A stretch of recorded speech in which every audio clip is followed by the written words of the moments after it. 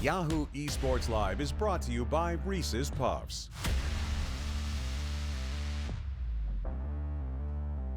Welcome, friends, to Yahoo Esports Live. I'm Mark Zimmerman, and the first weekend of Worlds is in the books. Today, we'll break down some of the crazy matches that we saw and what to look forward to going into the second half of groups. Additionally, we will talk about some big acquisitions in the world of esports by some baller organizations, as well as learn about a new esports facility at UCI. Later on, Team Liquid's new coach graces our sofa as David Lim tells us all about his promotion. Get ready, Late Night League is coming your way. Before we dig into some Worlds coverage, we need to take a moment to look at some big news as two teams just got some outside investment. Team Liquid has a number of new investors from all over sports, with the most prominent being Peter Gruber of the Golden State Warriors. Similarly, Apex sold to Dignitas, who were then acquired by the 76ers. It's great news all around as the NBA continues to get more entwined with the LCS, joining the likes of Rick Fox and Shaq, and actually it's just Rick Fox now, huh? There's only a handful of teams who have this outside investment from the NBA, however, and we ought to be pushing for 100%. I propose we adjust the LCS to better mirror the NBA and continue attracting teams. The first change would be to make a ton of crappy basketball skins that must be used when those champions are picked. Any champion with a ball can get one. We got Orianna, Syndra, Aurelion Sol, Ziggs, Ari, Gragas. I mean, who cares? This could be Chroma skins effort level to the amount of money that we can make doing this. Second, we need to get refs more involved in the action. They need to interject themselves in almost all opportunities and make it about them, as well as getting a majority of those calls that they interject themselves into wrong. Actually, they might already be getting that half done. We can make players dribble basketball during Champion Select to increase the skill cap of League of Legends because, as Dota fans and StarCraft fans astutely pointed out years ago, League is far too casual of an esport game. Lastly, all LCS jerseys should be changed to be like NBA jerseys, as I'm sure they'll look awesome on a bunch of skinny nerds. We can increase the amount of apparel on players, as Afromu is already halfway there with his shooting sleeve. Slap on a headband, some game day shoes, socks, knee pads, and we're good to go. Right, if you want a consultant, you know where to find me, and it's not at Worlds. Speaking of Worlds, let's bring in Travis Gafford to talk about it.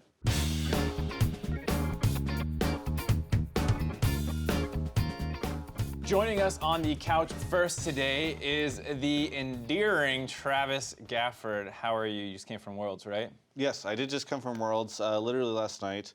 I was sick while I was up there, and I also got to see some sick plays. It's just nothing, no follow-up. Yeah, no, that's it. Yeah, that's great. What'd you think about it? Because we saw NA doing really well, TSM in particular. They're 6-3 at Worlds, tied with Korea, and then from there the rest of the regions kind of North America 6-3. Yeah. No, I think it's actually really impressive. I'm trying to figure out what it is because it seems like nothing makes sense, right? Like everybody's lost once, which I think is a first in Worlds history in groups, at least for the most recent Worlds. And actually, we have, I don't know if it's up on site yet, but if not, it'll be soon, a interview with PvP Steos that I did yesterday from Albus Nox Luna. He was saying that he thinks that there is some sort of extra component or outside factor that, or maybe multiple, that are affecting the top tier teams and making them even possibly underperform, because he's like, you know, in Europe, they can't get scrims with any of the EU LCS teams. They basically scrim sometimes the challenger teams from EU LCS, and yet they still lose to those guys and learn a lot from them. So in his mind, the fact that they were able to beat G2 it's just a sign that something fluky is going on. I think the weird thing is about Worlds in general, the group stage, is that it's all best of ones. And I think a lot of where top teams are really good is figuring out what's working and not working on that particular day and what the other team's using. And you saw like Korea just giving up Aurelion Sol, getting destroyed by it. We saw RNG with a really weird draft. I think it's the kind of thing where people are not used to playing best of ones. The only regions that did it for any time in the last like 3 years was NA in Europe. And even then, it's so much more punishing to make a mistake because you can't really come back from it. So I think that could be part of it, as well as just nerves. Like playing on the world stage has to be insanely different, as well as, you know, maybe just the fact that jet lag, maybe still stuff like that. Yeah, you know what it is. Regions don't get enough practice on best of ones. We need to switch the format of the general leagues to best of ones because they aren't prepared for Worlds, because they don't have any best of one experience. Right, and the other option, of course, could be to change the group stage to not be best of ones. But what? Yeah, I don't know. Maybe that's a crazy idea. Listen, I brought something in. It's not Worlds related, but it's still really cool. You want to hear about it, Mark? Not particularly, but I feel like you're going to do it anyways. Yeah. Okay. So Just right before Worlds, I had a chance to go down to UCI, University of California, Irvine, for those that don't know.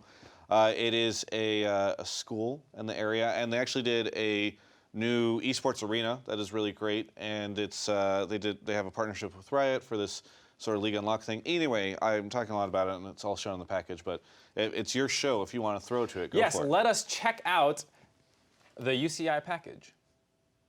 Hello, everyone. I am here at UCI, University of California, Irvine, because they are announcing their UCI Esports Arena. This is the grand unveil. I've been here all day talking to different people, doing different things, checking out different sites. I actually have a bunch of different people we talked to earlier today, so let's take a look.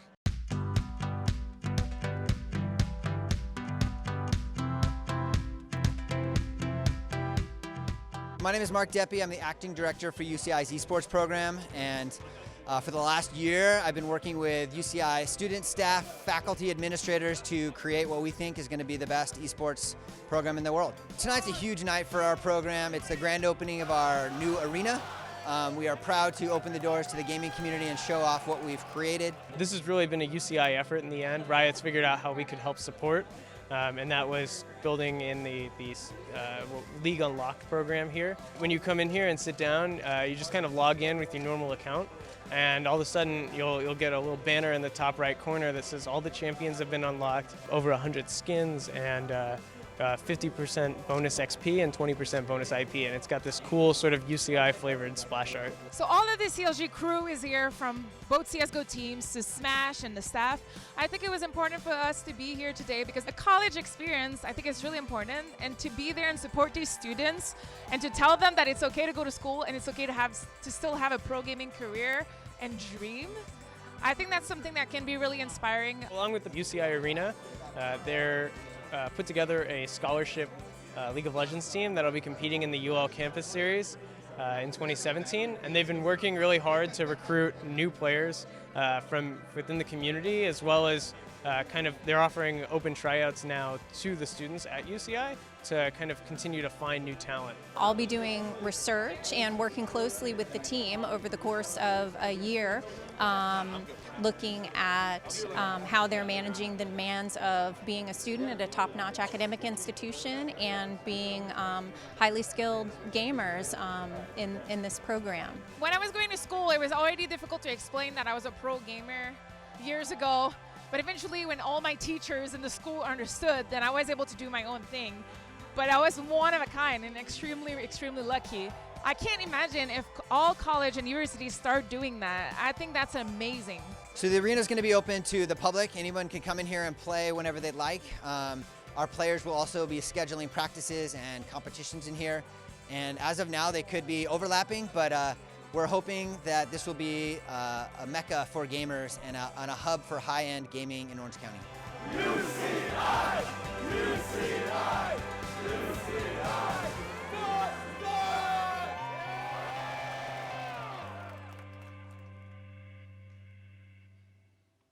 Well, I joked that I wasn't going to find it that interesting. That was until I saw Michael Sherman, my favorite person in the world, and he was talking about unlocking accounts just by going there. Yeah, so basically, well, it doesn't permanently unlock them. Oh, it's not forever? It's like just I was gonna go down there. drive down to UCI, pay $4 an hour, get a permanently unlocked League account. That sounds like a good deal. No. So this is kind of like, in Korea, if you go to a PC Bong, you can actually play. But this one actually gives you skins as well. They have skins for almost every single champion, minus the most recent ones or something like that. So it's actually pretty OP. Yeah, seems pretty educational. You know what else is educational, Travis? Me, talking about League of Legends plays on this week's Hindsight.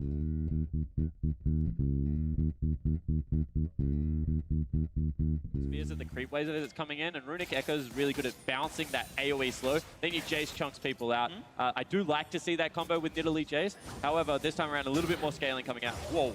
Yeah, that's the kind of damage these javelins can deal. And that's even without Sork Shoes. He's gone Mercury Treads for stun duration. Another poke out from Looper, putting Ruler to half. Nice dodge and a nice pickup. No threat on the Drake. Now Royal control mid lane. All five are there. They've got inside track there first. They're controlling the chokes. Ambition on one side, the rest of the team on the other, looking for a bit of damage. Shahu's gonna pop the QSS. Here comes Cube into the back lines. It's several stuns. The Ruler's already got one. Hits Matza. He might burn down. He's gonna get him, actually. That's 2 already. Now Uzi caught up, exhausted, and dead. 3, make that 4 for 1 to Samsung. And this is what happened.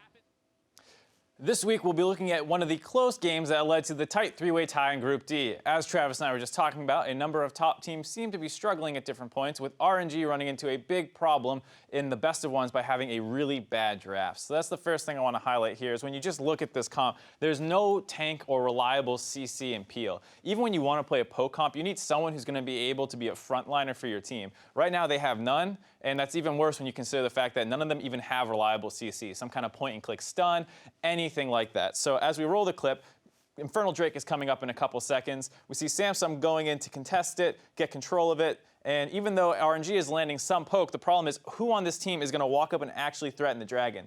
As you can see, MLXG is the furthest one forward. The rest of the team is in the area, but he can't actually go in and risk going for a steal. He'll get blown up.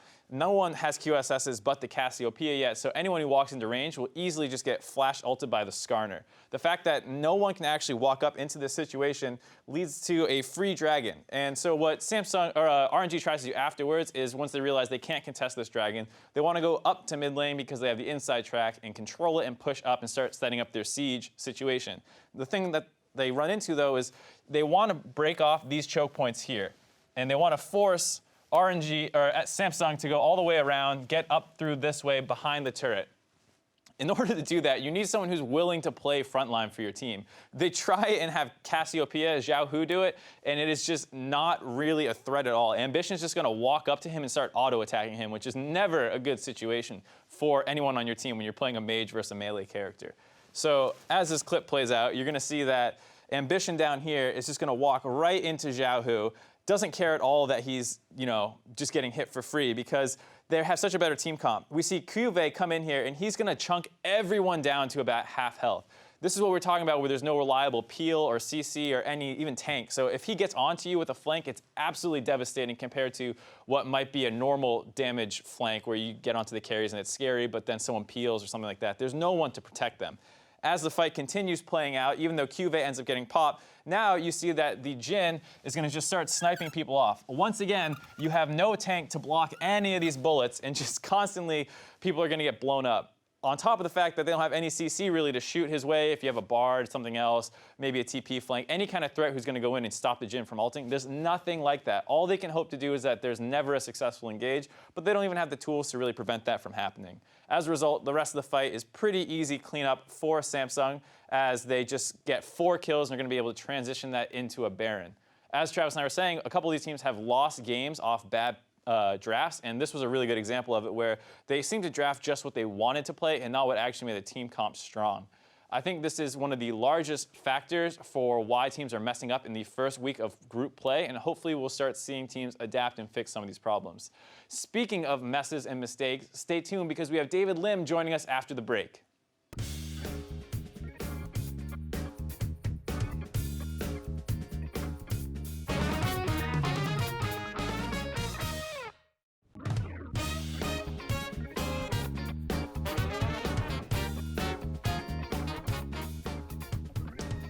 Late Night League is back, brought to you by Reese's Puffs. Travis is unfortunately also back and did not get stuck in the bathroom like I was hoping. I literally never left. Oh, okay. I just don't pay attention to you at all. I assumed you left. No. Anyways, a few weeks ago, we had a notorious guest on the show in the form of Loco Doka, and much to our surprise, we heard that Loco is going to be moving on and has been replaced by Team Liquid's Academy coach. So in order to figure out what's going on exactly and what's in store for the future of TL, please welcome David Lim to the show. Hey, nice to meet you. Hey, nice to meet you as well. Go ahead, you're here. That's all. I mean, if he wants to go on the star. far side, that's fine. I'm not really a fan of his. How you doing? In my view. Yeah. I'm pretty good. I'm pretty tired. I just got back from TwitchCon with you. Yeah, that was the worst car ride of my life, That was very tiring. I almost considered just driving off the road and ending it all. Wow. You almost did a couple times. I'm such a good driver. Yeah. Starting the show off great.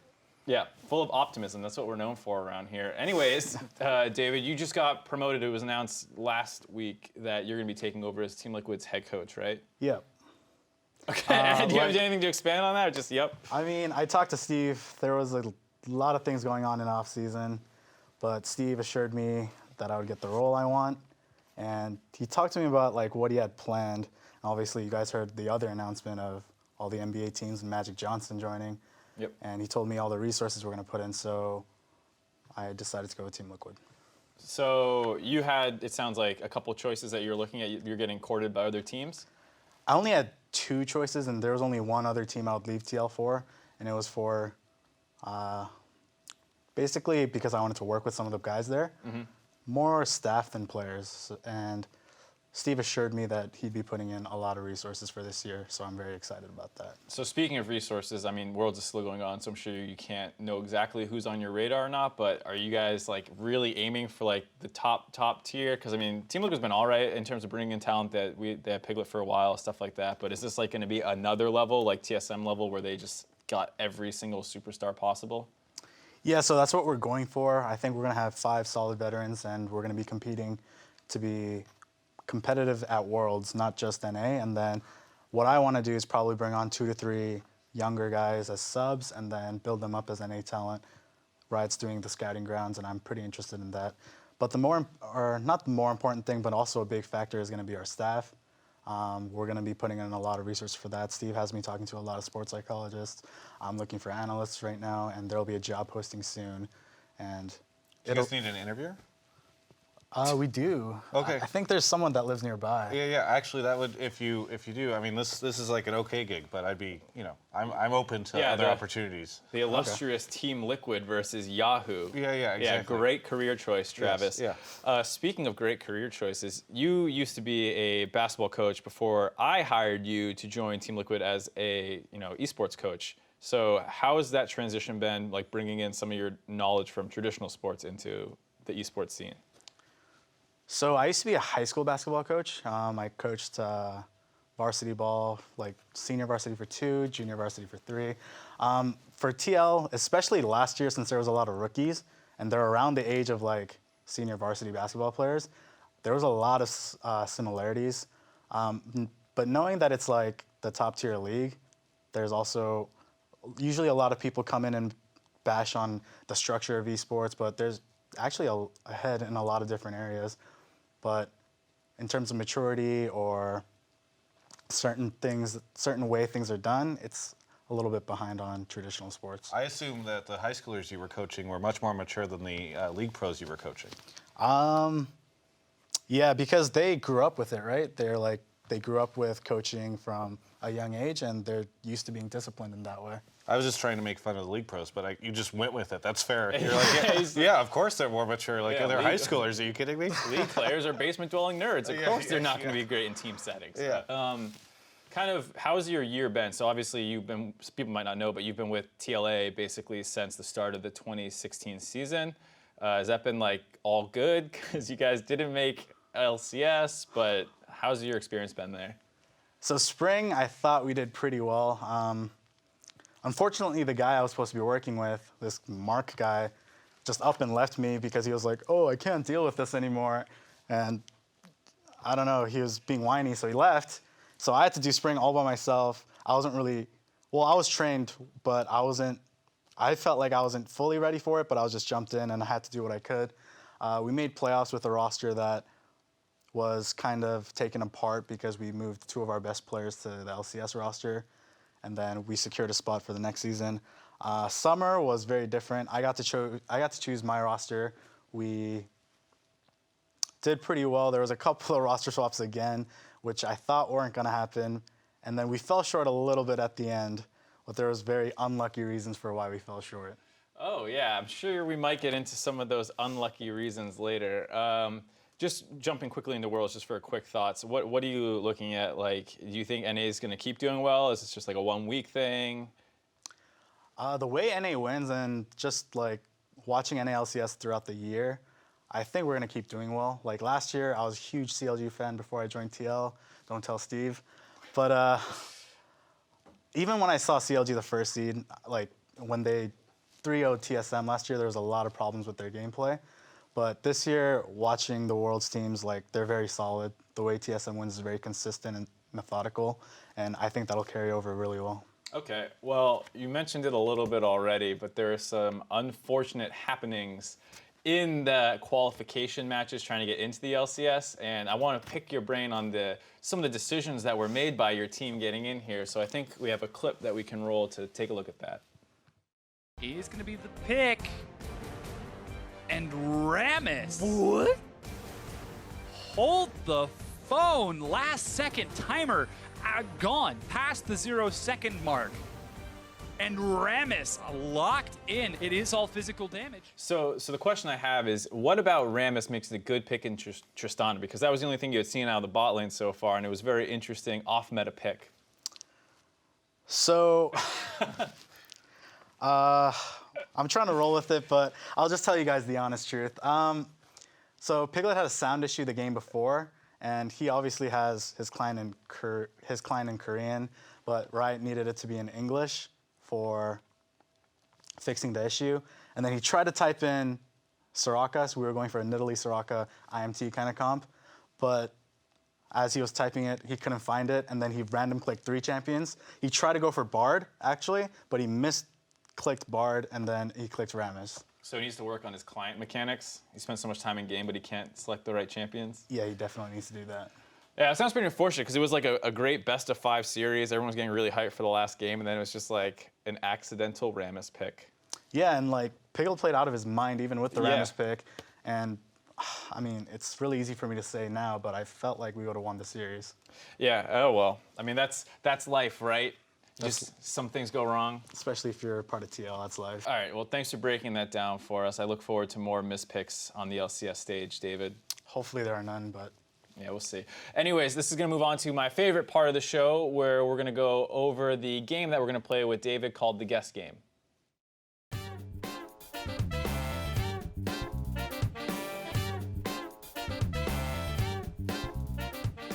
The Drawing Board is the name of this one. Oh yeah, nice. I love that. I love that. Did you come up with it? Because you No, always love talking about. I came up with blind pick. Let's remember that. Drawing board is what.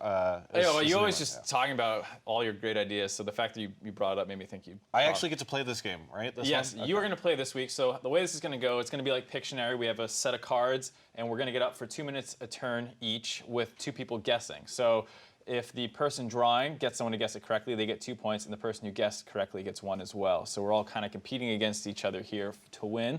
I will go first. We have 2 minutes to do it. On the cards, we have things, mostly champions, a couple other shenanigans. Feel free to say the topic of the card, but obviously you can't give any hints. Okay, sounds good. You get it? All right, I'll go first.